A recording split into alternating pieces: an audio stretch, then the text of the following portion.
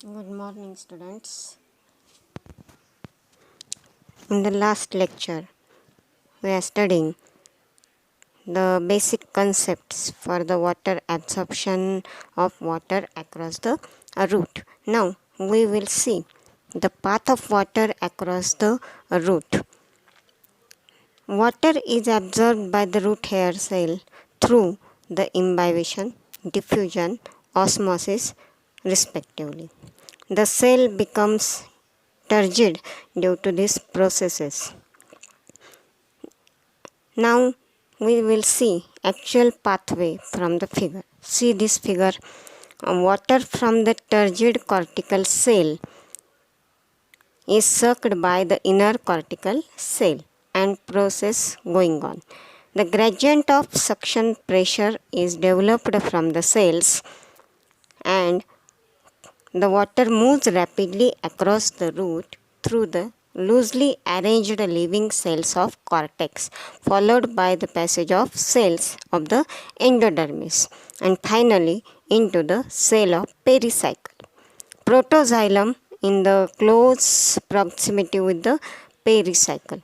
Now, how this water is passed, we have seen. That means water is passed from the cortical cells up to the passage cell of the endodermis, and the absorption of water is continuous process.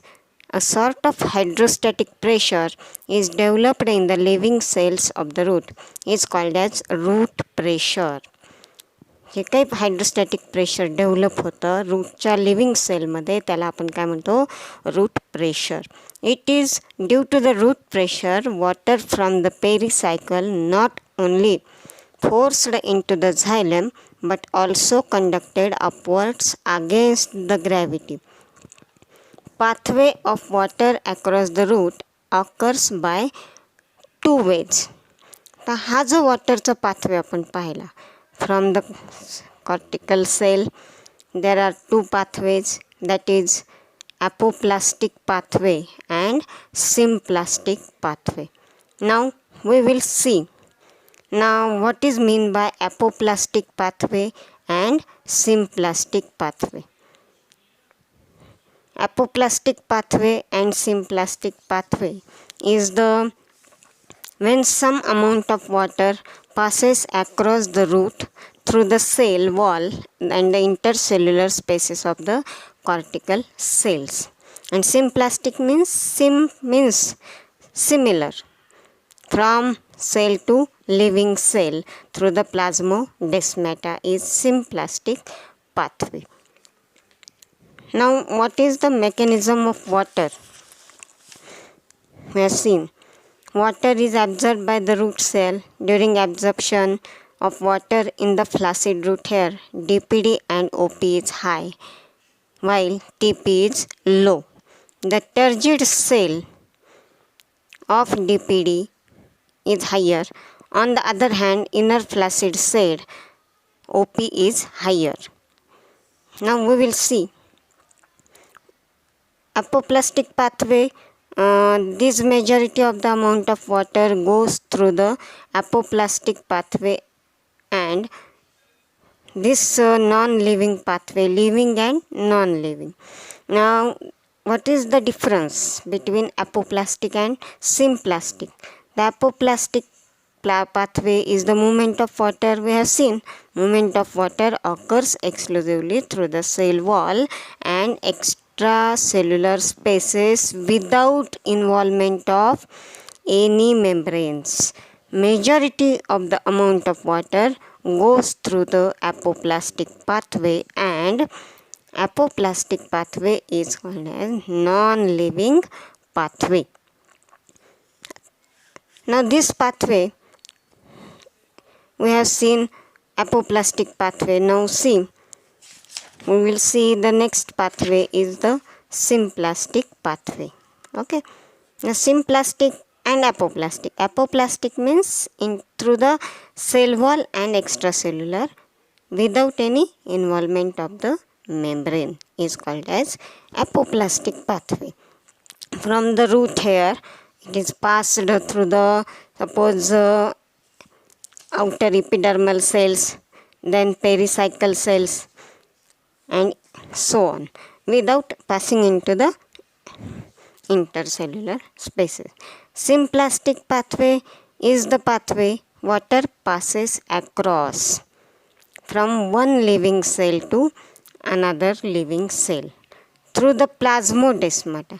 That means directly water which is absorbed by the root hair or root cell passes through the epidermal cell to the cortical cells. That means from cell to cell. From cortical cell it passes without entering into the intercellular spaces. That means cell to cell. Sim means similar. This pathway is called as symplastic pathway. Now see, we have seen in the figure, see this figure for the symplastic pathway. Directly from cell to cell it enters. Okay, and now we will see the mechanism of absorption of water. Now this pathway, actually water is absorbed by two ways. Pathway is mechanism of absorption is by two ways, that is active absorption and passive absorption. Active absorption consists of the water is absorbed due to the osmotic differences between soil solution and that of the cell sap. And what is meant by non-osmotic?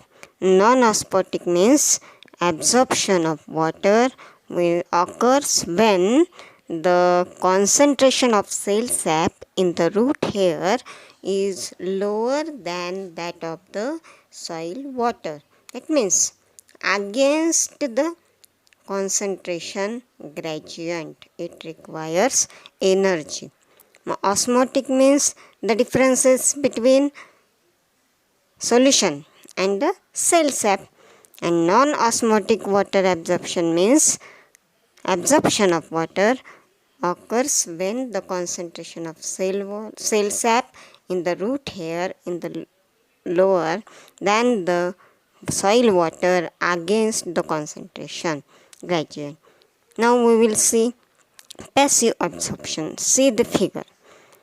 Passive absorption, the forces which are responsible for the absorption of water into the root takes place with the help of transpiration.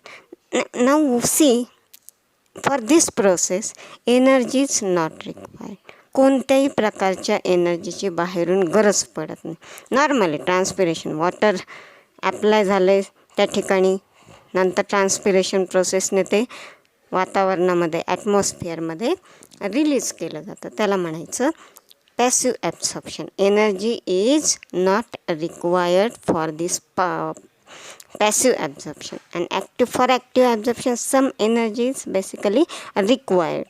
This is the main difference. Now we will see what is the main difference between active process and passive process. Active process occurs due to the activity of the root hairs and root, and passive absorption occurs due to the activity of root, shoot and leaves. Root and root हेअर्समध्ये जी काही activity आहे त्याला active म्हणायचं थोडक्यात. Passive म्हणजे shoot आणि लीव्जमधली. That means transpiration. And active absorption occurs due to the osmotic and non osmotic process. Passive absorption occurs due to the transpiration process. Now third difference, see, the rate of absorption depends upon the DPD. In the passive absorption, the rate of absorption depends upon the transpiration. Symplastic pathway shows